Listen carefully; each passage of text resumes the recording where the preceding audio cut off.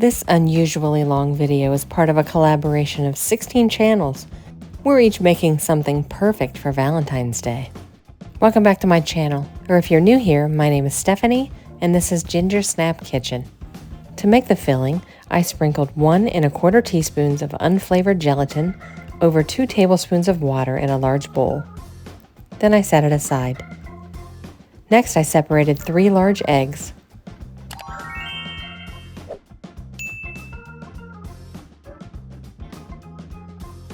I set the whites aside, and I whisked the egg yolks together with 2 teaspoons of cornstarch until combined. Then I set that aside. Next, I added a pound of mostly thawed frozen raspberries to a saucepan. I added 2/3 cup of sugar, 2 tablespoons of butter, and a pinch of salt. As they heated, I mashed them a little with my spatula and then my whisk.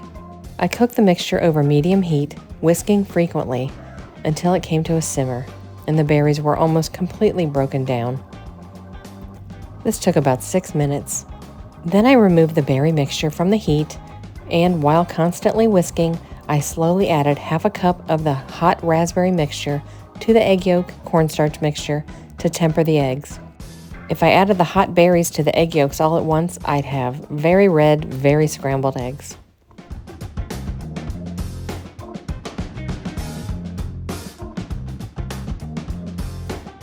As I continued whisking constantly, I added the tempered yolk mixture back to the saucepan with the raspberries. Over medium heat, I cooked the mixture for about a minute until it was thick and bubbly.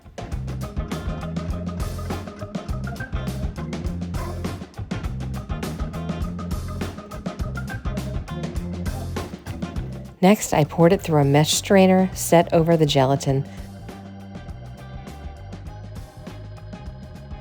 and I pressed it through with a spatula until only the seeds remained.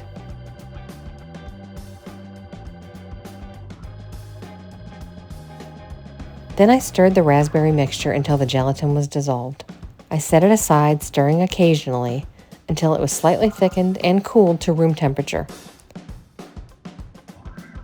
Next, I made some jam by sprinkling 1/2 teaspoon of unflavored gelatin over a tablespoon of lemon juice in a small bowl, and I let it sit for about 5 minutes until the gelatin was softened. I then heated 1/2 cup of seedless raspberry jam in the microwave for about a minute until it was hot and liquefied. I then added the softened gelatin to the jam and whisked it together until the gelatin was dissolved. Then I set that aside.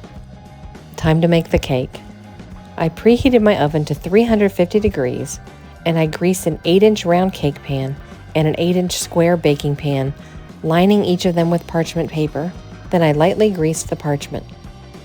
In a medium bowl, I added 2/3 cup of cake flour, 6 tablespoons of sugar, 3/4 of a teaspoon of baking powder, and an 1/8 teaspoon of salt, and I whisked them together.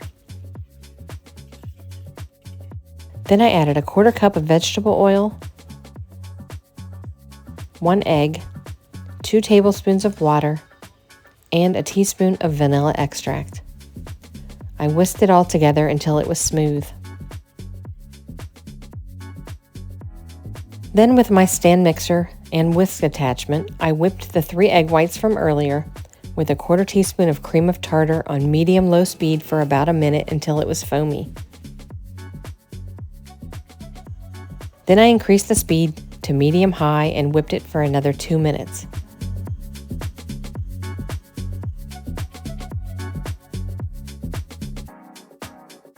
It was not quite soft peaks, but it was supposed to be soft peaks. I transferred about 1/3 of the egg whites to the cake batter and gently whisked it until the mixture was combined and lightened.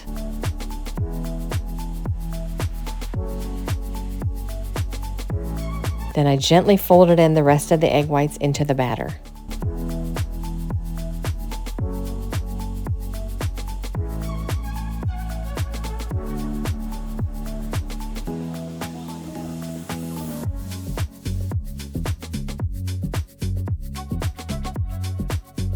Next, I poured a measured cup of the batter into the round cake pan.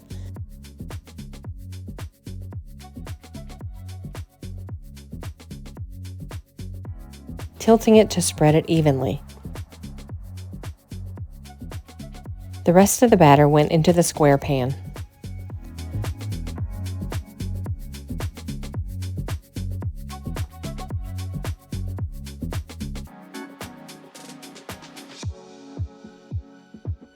I placed the pans on a rimmed baking sheet and baked until the cake surface was no longer sticky and were slightly springy. That took about 8 minutes for the square cake and 11 minutes for the round cake. I tried not to brown them. I allowed the cakes to cool in their pans on a wire rack for about 5 minutes. Then I inverted the first cake onto the wire rack and carefully removed the parchment. I repeated this process with the other cake. I allowed them to cool completely for about 20 minutes. Using a sharp knife, I trimmed the edges off the square cake.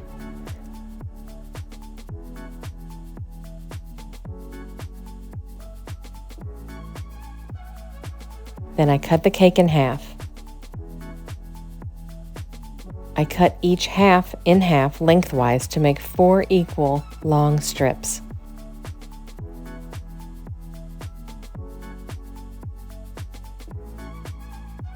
I should have done this before cutting the cake, but next I spread the strips with 2 tablespoons of the jam mixture.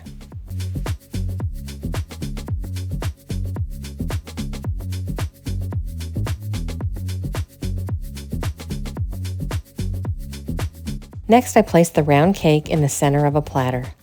I spread it evenly with 2 tablespoons of the jam mixture.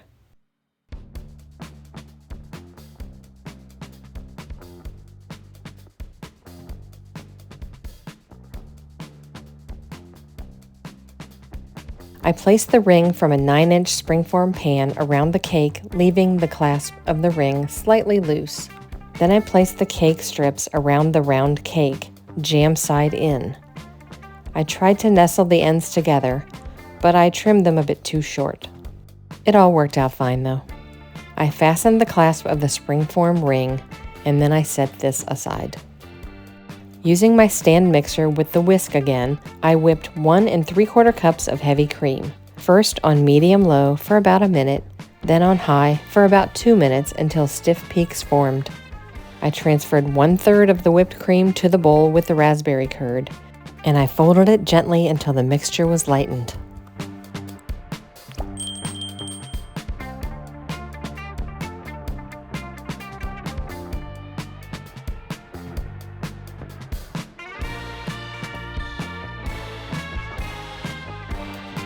Then I gently folded in the rest of the whipped cream until the mixture was mostly all one beautiful color.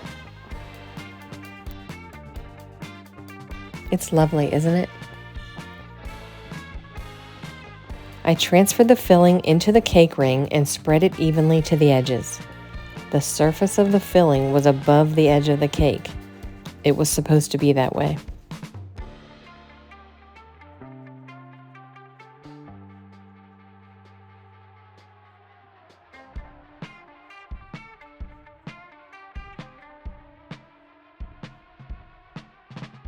Then I drizzled the rest of the jam mixture over the surface of the filling.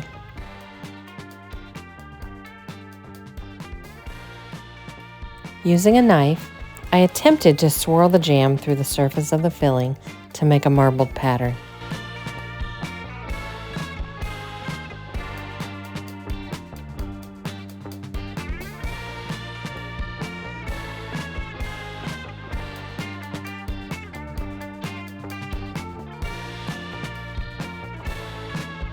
Finally, I decorated the perimeter with precisely 29 fresh raspberries, pressing each of them slightly into the surface of the cake. Then I refrigerated it for a few hours.